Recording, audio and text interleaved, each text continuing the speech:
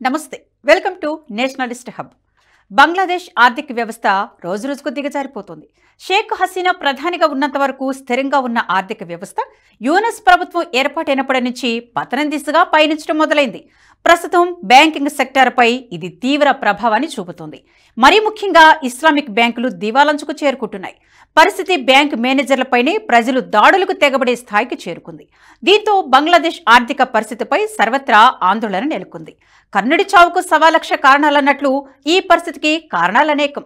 అవేంటో తెలుసుకునే ముందు దేశ రాజకీయాలను ఓ కుదిపేసిన బోఫోర్స్ కుంభకోణానికి సంబంధించి ప్రపంచానికి తెలియని ఎన్నో సీక్రెట్స్తో కూడిన స్టోరీ మీ NH ప్రైమ్ OTTలో సిద్ధంగా ఉంది. ఇంకెందుకు ఆలస్యం, ఇప్పుడే లాగిన్ అయి స్టోరీస్ దట్ మ్యాటర్ చూసేయండి. ఇక బంగ్లాదేశ్లో ప్రస్తుతం బ్యాంకింగ్ పరిస్థితి పూర్తిగా దిగజారడానికి అనేక కారణాలు ఉన్నా ప్రధాన కారణం మాత్రం ఇస్లామిక్ బ్యాంకింగ్ వ్యవస్థ. బంగ్లాదేశ్ ఇస్లామిక్ రాజ్యాంగం అవతరించడంతో ఆ దేశంలో ఇస్లామిక్ బ్యాంకింగ్ వ్యవస్థ పుట్టుకొచ్చింది. మొదట్లో ఈ వ్యవస్థ బాగానే ఉండేది. అంటే ఇస్లామిక్ బ్యాంకులు మొదలుపెట్టినప్పుడు ప్రజలకు లాభ నష్టాల గురించి తెలియవు. ముబ్బడిగా ఈ బ్యాంకులో డిపాజిట్లు చేయడం మొదలుపెట్టారు. కానీ కొన్ని దశాబ్దాలు గడిచిన తర్వాతైనా దీని విపరిణామాలు అర్థం కాలేదు. అయితే ఇది ఎలా కొలాప్స్ అయిందో తెలుసుకునే ముందు ఇస్లామిక్ బ్యాంకింగ్ వ్యవస్థ అంటే ఏమిటో తెలుసుకుందాం. ముస్లింలకు ఉన్న షరియా చట్టాల ప్రకారం వడ్డీకి డబ్బులు ఇవ్వడం కానీ తీసుకోవడం కానీ నేరం. అంటే బ్యాంకుల నుంచి వడ్డీకి డబ్బులు తీసుకోవడాన్ని షరియా చట్టాలు అంగీకరించవు. ఇవి మత ఆచారాలకు విరుద్ధం. అందుకే ముస్లింలు ఎక్కువగా ఇస్లామిక్ బ్యాంకుల పట్ల ఆసక్తి కనపరుస్తారు. ఇలాంటి బ్యాంకింగ్ సంప్రదాయానికి భారత్ వ్యతిరేకం.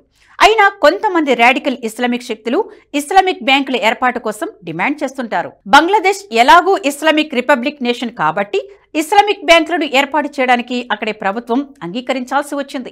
బంగ్లాదేశ్లో 1983లోనే Islami bank of Bangladesh limited పేరుతో ఇస్లామిక్ బ్యాంక్ ఏర్పాటైంది. ఈ బ్యాంక్ షరియా చట్టాలను అనుసరిస్తుంది కాబట్టి వడ్డీ అన్నది ఉండదు.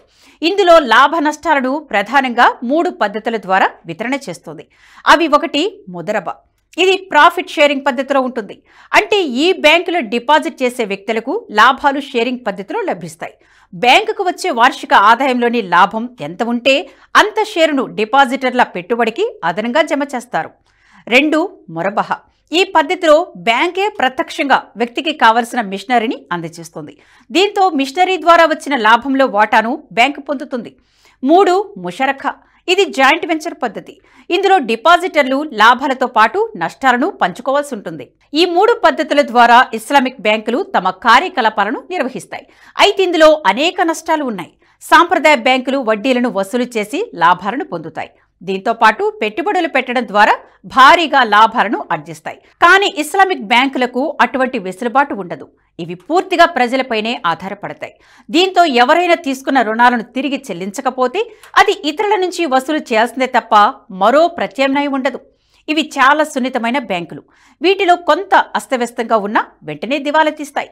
బంగ్లాదేశ్లో ఇస్లామిక్ బ్యాంకులు మొదలైనప్పుడు ప్రజలు మతపరమైన మనోభావాల కారణంగా వీటిలో భారీగా పెట్టుబడులు పెట్టారు.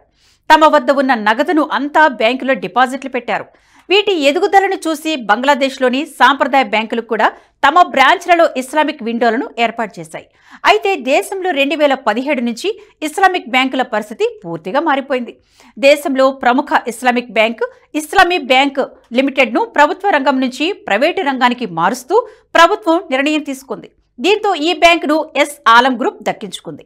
ఈ గ్రూప్ పై ఉగ్రవాద సంస్థలకు నిధులు అందించిన ఆరోపణలు సైతం ఉన్నాయి. అటువంటి సంస్థ ఇస్లామిక్ బ్యాంకును దక్కించుకోవడంతో బ్యాంకులో ఎన్నో అవకతవకలు జరిగాయి. మొదటిగా బ్యాంకులోని సీనియర్ అధికారులందరినీ మార్చి ఆలం గ్రూప్ కు అనుకూలంగా ఉండే వ్యక్తులను ఆ స్థానంలో నియమించారు.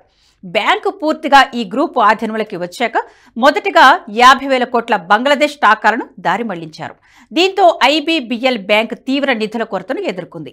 మరికొన్నేళ్లకు 88,000 కోట్ల బంగ్లాదేశ్ టాకాలను దారి మళ్లించారు. దీంతో ఆ బ్యాంకు పూర్తిగా నిధుల కొరతను ఎదుర్కొంది. అయితే అప్పటికీ ఇంకా పతనావస్థకు చేరుకోలేదు. సాధారణ ప్రజలు బ్యాంకులకు కడుతున్న కొద్దిపాటి డబ్బులతో బ్యాంకు కార్యకలాపాలను కొనసాగిస్తూ వచ్చింది.